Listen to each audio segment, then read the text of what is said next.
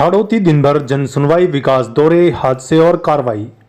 दिन भर की 10 बड़ी खबरों के साथ एक बार फिर से मैं जितेंद्र सिंह चौहान और आप देख रहे हैं हाड़ौती दिन भर।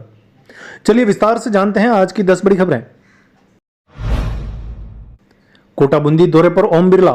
लोकसभा अध्यक्ष ओम बिरला शनिवार को कोटा बूंदी संसदीय क्षेत्र के प्रवास पर रहे। शक्तिनगर स्थित उनके कैंप कार्यालय में आयोजित जन सुनवाई में बड़ी संख्या में लोग अपनी समस्याएं लेकर पहुंचे। सड़क, बिजली, पानी, स्वास्थ्य और राजस्व से जुड़े मामलों को प्राथमिकता से उठाया गया। बिरला ने हर शिकायत को गंभीरता से सुनते हुए मौके पर मौजूद अधिकारियों को त्वरित समाधान के निर्देश दिए। कई मामलों में उन्होंने फोन पर ही संबंधित विभागों से बात कर कार्रवाई सुनिश्चित करवाई। जन सुनवाई में ग्रामीण और शहरी क्षेत्रों से आए लोगों की लंबी कतारें देखने को मिली।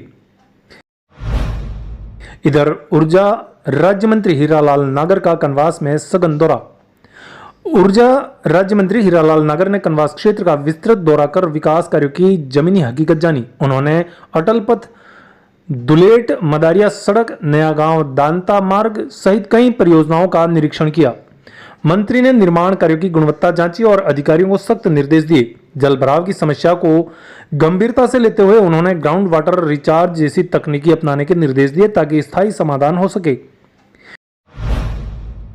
कोटा में रिटायर्ड फौजी हत्याकांड का खुलासा। आरकेपुरम थाना क्षेत्र में रिटायर्ड फौजी मनोज शर्मा की हत्या का मामला सामने आया है। जांच में खुलासा हुआ कि पत्नी और उसके प्रेमी ने मिलकर गला दबाकर हत्या की। घटना को छिपाने के लिए सुबह चुपचाप अंतिम संस्कार की तैयारियां की जा रही थी, लेकिन पड़ोसियों को शक होने पर मामला खुल गया। पुलिस ने आरोपी पत्नी को गिरफ्तार कर लिया है। आगे की जांच जारी है। तो कल दिनांक 1 तारीख को लगभग रात को 1 बजे के आसपास की ये घटना है। आंवली नाम का गांव है, थाना आरकेपुरम क्षेत्र में। यहाँ पर एक हत्या को अंजाम दिया गया। इसकी सूचना कल दोपहर में पुलिस को 2 बजे के आसपास मिली।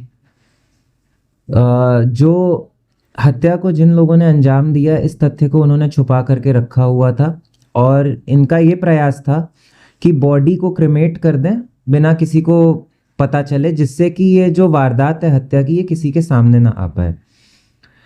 इस हत्या के षड्यंत्र में जो मृतक है उसकी बीवी, जिसका नाम दीपिका है, दीपिका का एक व्यक्ति, देवेश नाम के व्यक्ति के साथ इनका अफेयर चल रहा था वो, और देवेश के साथ एक अन्य व्यक्ति था विष्णु। ये तीनों लोग इस षड्यंत्र में इनकी जो है भूमिका पाई गई है। जो ये मर्डर है, इसकी सूचना हमको जो मृतक मनोज शर्मा है उसके पिता ब्रिजमोहन शर्मा जी द्वारा दी गई दोपहर में 2 बजे के लगभग।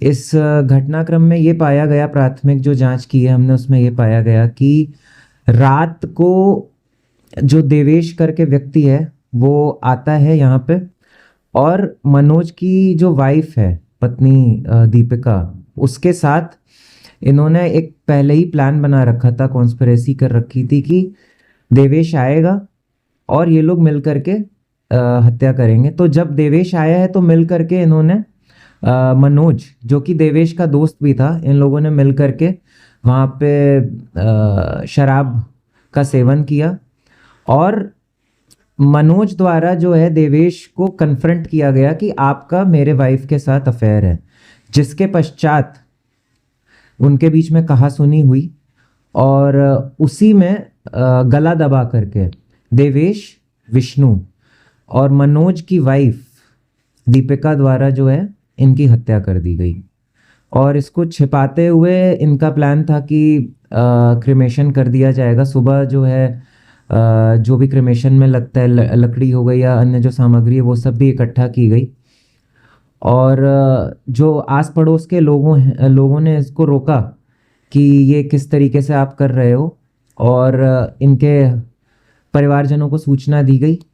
और इनके पिताजी द्वारा 2 बजे करीब जब ये हुआ, संदेह हुआ कि ये हत्या का मामला है, तो पुलिस को सूचना दी गई। हम लोग वहाँ पर पहुंचे और मौके की कार्यवाही की गई। तो जैसे परिजन उस समय वहीं थे क्या, ये बाहर थे, या पड़ोसियों ने किसने सूचना दी परिजनों को, जिसके पिताजी? जो आसपास के पड़ोस के लोग हैं उनको ये संदेह हुआ कि ये हत्या का प्रयास है, तो उन्होंने जो है इसके जो मृतक हैं उसके परिवारजनों को बताया।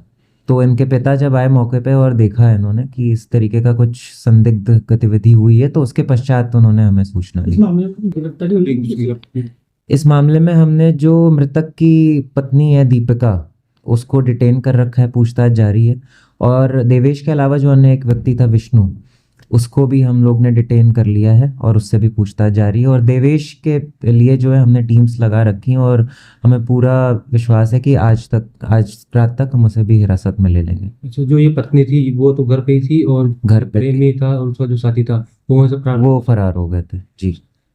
पोस्टमार्टम मेडिकल पोस्टमार्टम अभी आज हो गया है और हाँ, मेडिकल बोर्ड द्वारा जो है पोस्टमार्टम करा दिया गया। हाँ, ये रिटायर्ड फौजी थे।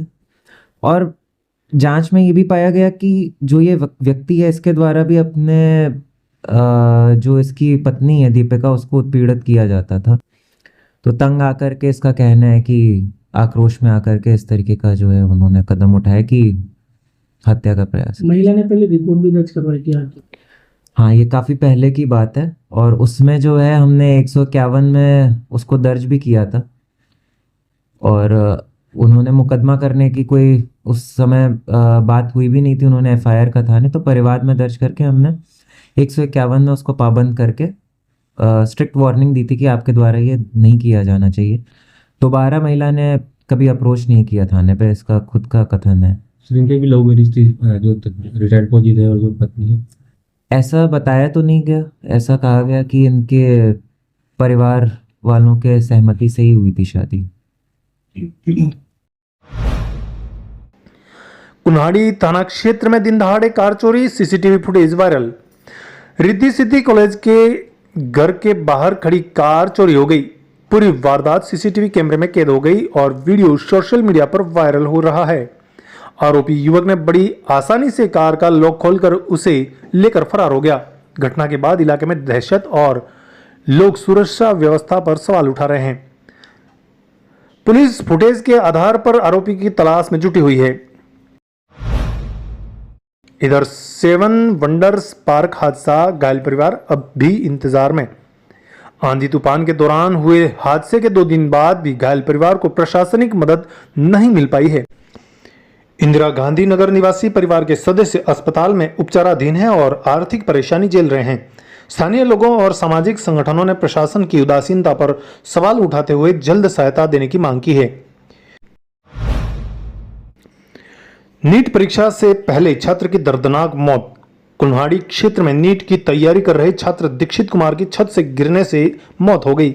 वह परीक्षा से 1 दिन पहले पढ़ाई के लिए छत पर गया था, जहां संतुलन बिगड़ने से नीचे गिर गया। उसे तुरंत अस्पताल ले जाया गया, जहां डॉक्टरों ने मृत घोषित कर दिया। पुलिस मामले की जांच कर रही है। बारां जिले में 22 वर्षीय रोहित सुमन की संदिग्ध परिस्थितियों में मौत हो गई। पोस्टमार्टम के बाद शव परिजनों को सौंप दिया गया है। परिजनों ने निष्पक्ष जांच की मांग की है। पुलिस का कहना है कि रिपोर्ट आने के बाद ही मौत के कारण स्पष्ट हो पाएंगे। नयापुरा से क्यूएसटी प्राप्त हुई थी कि 12 के एक व्यक्ति है रोहित सुमन, जो यहाँ पे इलाज भर्ती है, तो दौरान इलाज उसकी मृत्यु हो चुकी। इस पर 12 कोतवाली से मैं पंचनामे के लिए यहाँ पे आया हूँ और बात कार्रवाई इनकी बच्चे की लाश इनको सुपुर्द की जाएगी। क्या नाम? पुत्र का नाम है रोहित सनोप श्री सत्यनारायण जतिमाली, उम्र 23 साल, निवासी मधुवन रिसोर्ट के पास, लंका कॉलोनी, बारां। मामला क्या था? मामला यही था कि बच्चे ने जो कल जो थोड़ी सी शराब का सेवन किया हुआ था, तो उसको उल्टी हुई। उल्टी होने के बाद में उसको जो बारां हॉस्पिटल में भर्ती कराया, वहाँ से उसको रेफर कर दिया कोटा के लिए। कोटा दौरान इलाज उसकी मृत्यु हो गई। घटना तो अब मृत्यु का तो जो वास्तविक कारण तो अब डॉक्टर साहब से जो पोस्टमार्टम के बाद ही मिल पाएगा। काम क्या करता है? काम ये पतासी का ठेला लगाता था ये। शादी हुई थी? हाँ, शादी हो गई। नहीं हुई क्या? शादी नहीं हुई शादी। हाँ, शादी। आपका नाम? मेरा धीरेन्द्र सिंह चौहान, एएसआई थाना कोतवाली बारां। वहीं सहरिया आदिवासी क्षेत्र के समरानिया उप जिला अस्पताल में अव्यवस्थाएं चरम पर हैं। अस्पताल में डॉक्टरों की कमी, साफ सफाई का अभाव और बुनियादी सुविधाओं की कमी के कारण मरीजों को भारी परेशानियों का सामना करना पड़ रहा है। कई कमरे बंद पड़े हैं और ऑपरेशन और डिलीवरी जैसी सुविधाएं भी उपलब्ध नहीं हैं। इधर प्रशासन ने तालाब भूमि पर किए गए अवैध कब्जे पर बड़ी कार्रवाई करते हुए बुलडोजर चलाया। अवैध वसूली गैंग से जुड़े आरोपी द्वारा किए गए करीब 3000 स्क्वायर फीट अतिक्रमण को हटाया गया। कार्रवाई के दौरान भारी पुलिस बल तैनात रहा और प्रशासन ने सख्त संदेश दिया कि अवैध कब्जों पर लगातार कार्रवाई जारी रहेगी। इधर देर रात तेज हवाओं और बारिश के कारण शादी समारोह में भारी अव्यवस्थाएं फैल गई। टेंट, सजावट और हलवाई का सामान बारिश में बिक गया, जिससे लोगों को आर्थिक नुकसान हुआ। सड़कों पर पानी भरने से आवागमन भी प्रभावित हुआ और मौसम में अचानक ठंडक आ गई। तो ये थी आज की 10 बड़ी खबरें। कल रात्रि 8:30 बजे फिर होगी आपसे मुलाकात। तब तक देखते रहिए कोटा खबरी। जय हिंद, जय भारत।